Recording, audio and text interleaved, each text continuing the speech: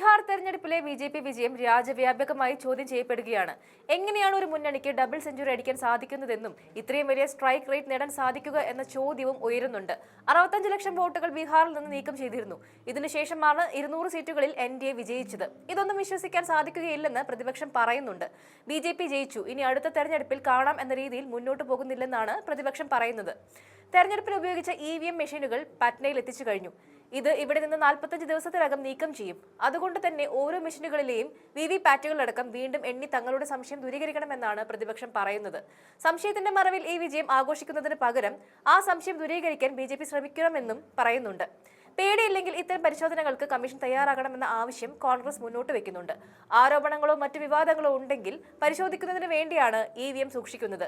ഇതിലെ ഡാറ്റ 45 ദിവസം വരെ സൂക്ഷിക്കുമെന്നും പിന്നീട് ഡിലീറ്റ് ചെയ്യുകയുമാണ് പതിവ്. അതുകൊണ്ട് കൂടിയാണ് പ്രതിപക്ഷം VVPATകളെങ്കിലും എണ്ണി തങ്ങളുടെ സംശയം ദൂരീകരിക്കണമെന്ന് ആവശ്യപ്പെടുന്നത്. നേരത്തെ രാഹുൽ ഗാന്ധിയും ഈ ആവശ്യം ഉന്നയിച്ച് രംഗത്ത് വന്നിരുന്നു. അത് സ്വീകരിക്കേണ്ടതിന് പകരം പരിഹസിക്കുന്ന സമീപനമാണ് ഭരണപക്ഷത്തു നിന്നും തെരഞ്ഞെടുപ്പ് കമ്മീഷനിൽ നിന്നും ഉണ്ടായത്. ഇപ്പോൾ സമാജ്വാദി പാർട്ടി നേതാവ് അഖിലേഷ് യാദവും ഈ ആവശ്യവുമായി രംഗത്ത് വന്നു കഴിഞ്ഞു.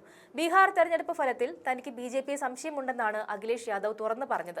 കഴിഞ്ഞ ദിവസം ബാംഗ്ലൂരുവിൽ നടത്തിയ വാർത്താ സമ്മേളനത്തിൽ സംസാരിക്കുമ്പോഴാണ് തെരഞ്ഞെടുപ്പ് ഫലത്തിലുള്ള തന്റെ അതൃപ്തി അഖിലേഷ് യാദവ് തുറന്നു പറഞ്ഞത്. ഈ ഇരട്ട സെഞ്ചുറി ഫലം എനിക്ക് ദഹിക്കുന്നില്ല, ഞങ്ങൾക്ക് ഇത് സ്വീകരിക്കാൻ കഴിയില്ല. അത്രയധികം സീറ്റുകൾ എങ്ങനെ ഒരു മുന്നണിക്ക് നേടാൻ സാധിക്കും? സ്ട്രൈക്ക് റേറ്റ് എങ്ങനെ ഇത്ര ഉയർന്നതാകും എന്ന 2 ചോദ്യങ്ങളാണ് അഖിലേഷ് ചോദിക്കുന്നത്. BJPയിൽ നിന്ന് സീറ്റുകളുടെ എണ്ണം സംബന്ധിച്ച് പഠിക്കാനുണ്ടെന്നും അഖിലേഷ് പറഞ്ഞു. BJPയിൽ നിന്ന് എന്ത് പഠിക്കുന്നുവോ അത് തിരികെ നടപ്പാക്കും. സ്വതന്ത്രവും നിഷ്പക്ഷവുമായ തെരഞ്ഞെടുപ്പ് നടത്തേണ്ടത് കമ്മീഷന്റെ ഉത്തരവാദിത്തമാണ്.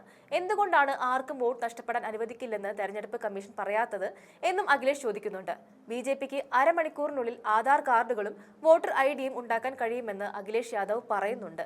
അതിന്റെ തെളിവുകൾ തന്റെ പക്കലുണ്ട്. വ്യാജ കാർഡുകൾ ഉണ്ടാക്കുന്നില്ലെന്ന് തെരഞ്ഞെടുപ്പ് കമ്മീഷനും കേന്ദ്ര സർക്കാരും ഉറപ്പാക്കണം.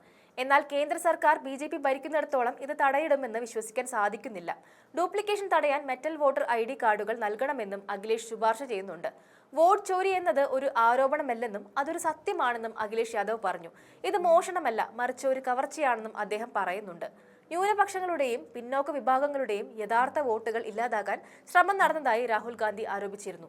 ബീഹാറിൽ SIR വഴി കളിച്ച കളി ഇനി നടക്കില്ലെന്നും ശക്തമായ കാവൽ പ്രതിപക്ഷത്തു നിന്ന് ഉണ്ടാകുമെന്നും പറഞ്ഞ അഖിലേഷ് യാദവ് ബീഹാറിലേത് അവസാന അട്ടിമറിയാണെന്നും പറയുന്നുണ്ട്. ഉത്തർപ്രദേശിലെ ഉപതെരഞ്ഞെടുപ്പിൽ ആയിരക്കണക്കിന് വോട്ടർമാരെ പോലീസ് വോട്ട് ചെയ്യാൻ അനുവദിച്ചില്ല. സ്ത്രീകൾക്കിടയിൽ നിന്ന് കൂടുതൽ വോട്ടുകൾ ലഭിച്ചതായി BJP പറയാൻ തുടങ്ങിയിരിക്കുന്നുവെന്നും SP നേതാവ് പരിഹസിക്കുന്നുണ്ട്. എത്ര നാൾ BJPക്ക് സ്ത്രീകൾക്ക് 10,000 രൂപ നൽകാൻ സാധിക്കുമെന്നും സൗജന്യം നൽകുന്നതിന് പകരം സ്ത്രീകൾക്ക് അന്തസ്സോടെയുള്ള ജീവിക്കാനുള്ള സാഹചര്യമാണ് ഒരുക്കേണ്ടതെന്നും അഖിലേഷ് യാദവ് പറയുന്നുണ്ട്. ബീഹാർ തെരഞ്ഞെടുപ്പിൽ NDA 243-ൽ 202 സീറ്റുകൾ നേടിയാണ് അധികാരം പിടിച്ചത്. ഇതിൽ BJP മാത്രം 89 സീറ്റുകളാണ് നേടിയത്. BJP ആണ് ഏറ്റവും വലിയ ഒറ്റകക്ഷി. അതേസമയം NDAയുടെ വിജയത്തിന് പിന്നിൽ നിതീഷ് കുമാറിന്റെ ക്ഷേമ പദ്ധതികൾ കാരണമായതായി നിരീക്ഷണമുണ്ട്. പ്രത്യേകിച്ച് സ്ത്രീകളെ ഉന്നം വെച്ച് നടപ്പാക്കിയ പദ്ധതികൾ നിതീഷിന്റെ വോട്ട് ബാങ്ക് നിറച്ചുവെന്നാണ് BJP പറയുന്നത്.